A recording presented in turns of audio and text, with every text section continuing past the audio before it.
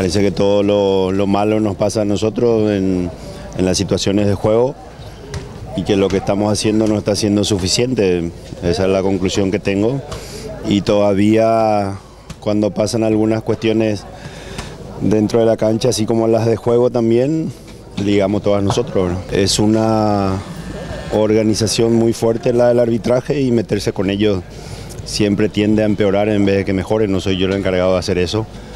Mucho más todavía en un momento político como el que estamos viviendo, es gastar saliva al pedo. Lo que pasa es que van varios eventos, desde que estamos nosotros en los 6 partidos, siempre pasa algo y lastimosamente como nosotros convertimos 2 goles, convertimos 1 gol y estamos en una dieta increíble, por decirlo así, algunas cosas que la creamos nosotros mismos por incompetentes y otras, así como acabo de decir, que ligamos por errores ajenos. No, yo estoy bien, estoy fuerte, estamos haciendo todo lo posible con ellos. Realmente escuché a la hinchada gritar pongan huevo, falta huevo, y no es huevo lo que falta.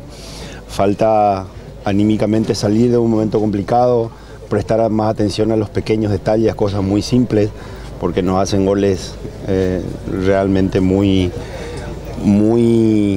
previsibles o inocentes o fáciles de cortar, de defender. Ya pasó en el partido anterior y eso todavía no lo pudimos, y no es que no entrenamos, trabajamos, vemos, repetimos, insistimos, pero creo que esas pequeñas distracciones al final acaban con las otras cosas que ya hemos hablado, determinando que no podamos ganar.